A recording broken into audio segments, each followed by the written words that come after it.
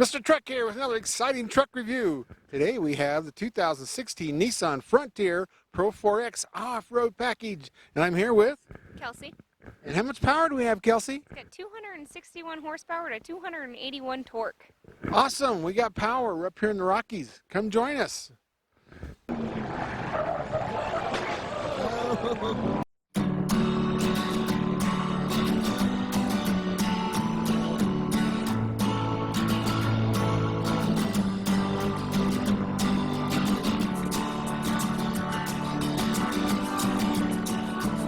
Okay, Kelsey, show me if you fit the front seat of this Frontier. Little bar to get in. Get your normal power seats. You got some leg room. That's about it. Goes back. And I don't know if the pedals move back any, but I mean I can touch the pedals. Yeah, I think it's power pedals. Back. Yeah. So if there's some power pedal button somewhere, I'd hope so that a taller person than a little bit taller than me can drive. All right. Well, show us the back seat now. Alright, into the back seat. With the seat all the way back, I still have more knee room than the last one we were in, so that's a good thing. Yeah, I mean it's a mid-size, so that's kind of where we are. Mid-size, got a little bit of room, so a decently average person will fit in here. I like the color, but I just don't know what it's called. And Maroney doesn't say anything about what color this is. A burnt orange or something, maybe. Yeah, stay around brown. I like brown. Brown. Oh, the seat folds up, huh? Seats fold up, all of them fold up, but this one there's no storage underneath. That's a sub. Okay. So, I guess a little bit of sound in there. Put your pistols back there, I guess. Yeah, something like that. Okay, cool. Thanks. There goes upside down. Yep.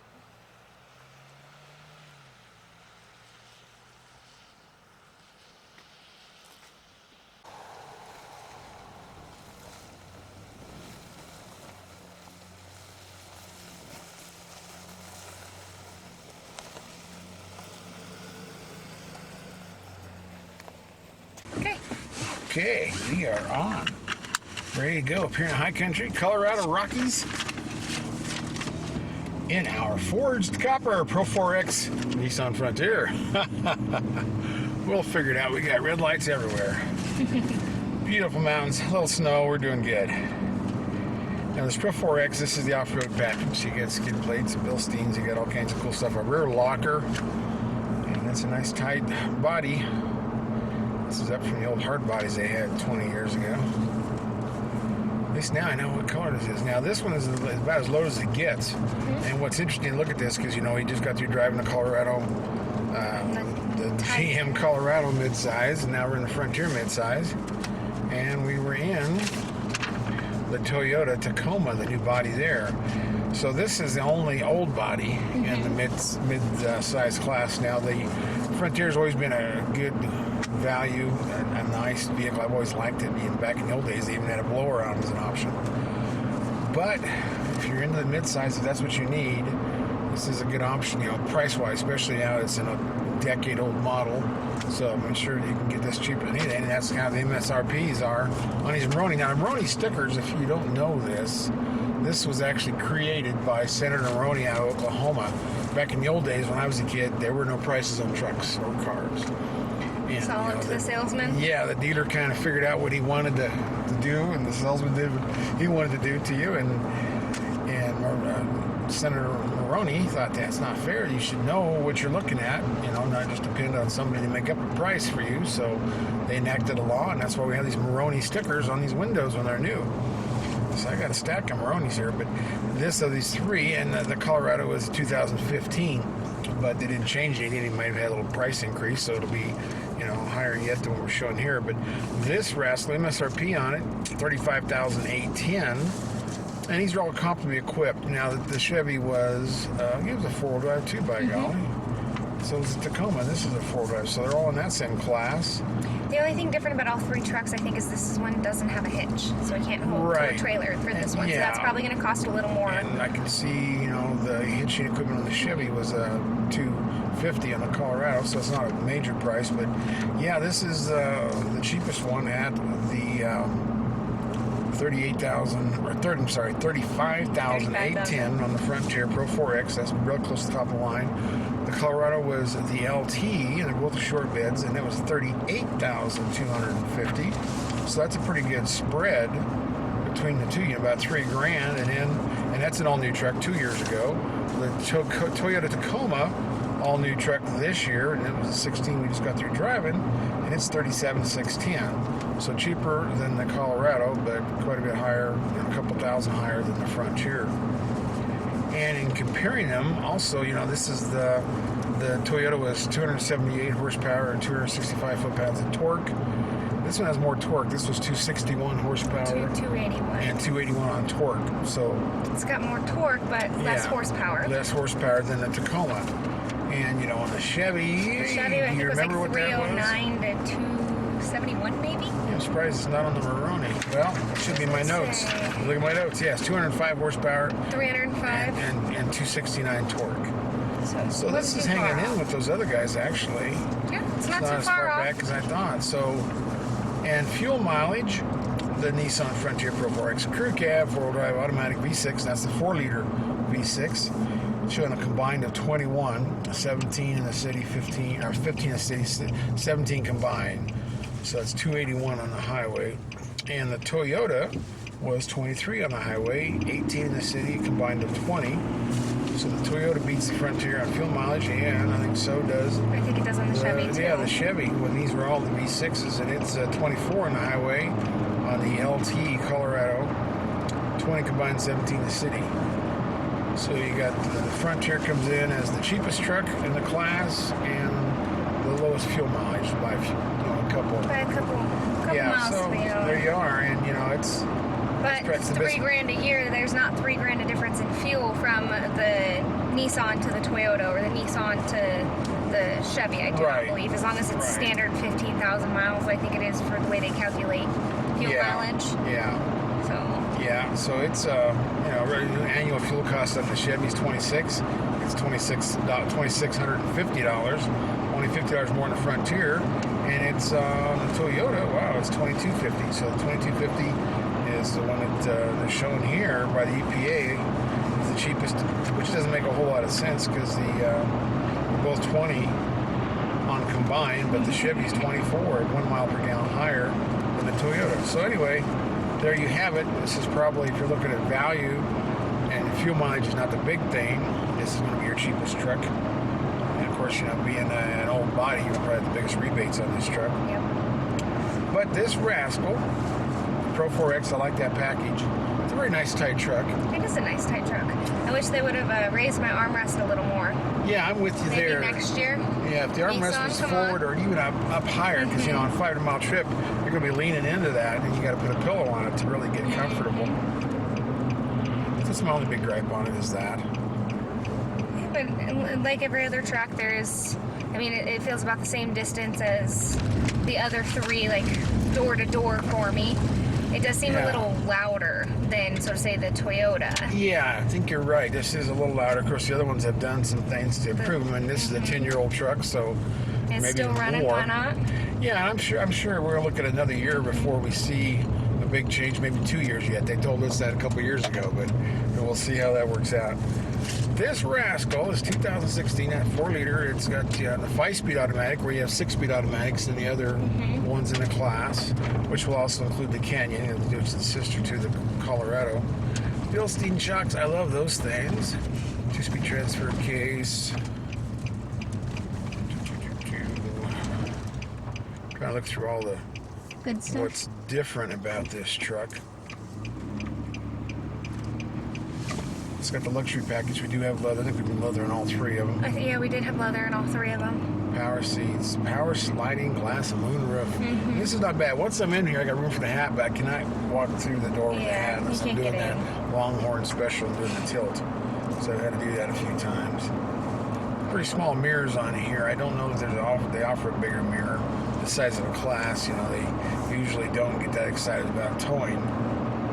Yeah, we're seeing that today with no hitch, so...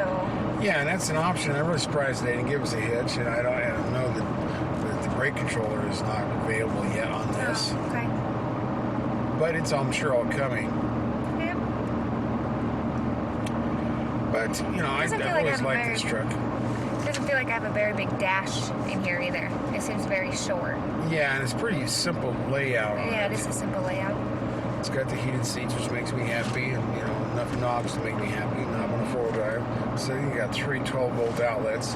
Double glove box. Yep. Which you can't really see in there. You got enough to put a 45. There's plenty of room to put a 45 or whatever you got in there. That's kind of full already. Yeah. Big owner's manual. You got to do a lot of reading on this. You got a lumbar support lever. You got, it fits a family of 4 if the kids are toddlers. Even if they're teenagers, not without the long legs. I mean, it shouldn't be too bad. And if you got short people driving, then it's not nowhere near what we did last week or 2 weeks ago, where my knees were on the seat. So that was good. bad. Yeah, these are. I think it's long enough crew cab, just not real wide. Of course, it's not a full size, and that's part of the reason the console, being a mid-size, not a full size, there's just not enough room to do a lot. But I think they could have raised the console to meet my elbow. All I needed is about 3 inches, and I would have been happy. Yeah, because I'm not exaggerating. I have to lean down. Yeah, but to be careful, both of us will be knocking heads, and I don't know if that's exactly how you like to drive long mounts. Yeah, long distance. This is gonna knocking heads. This is just gonna ruin my back. But like you said, you could put a pillow there, and I don't know. I've seen a lot of them that pull forward. Yeah. So that you've got room right here. You don't have to throw your arm or your elbow back. The Big Brother Titan XD has the adjustable cup holders, like Chevy used to have until this last year. But these actually conform so you can hold like a coffee mug, not just a cup. Pull the rubber out. It's got nice little compartments up here to throw change and throw my phone and my checkbook and a few other things.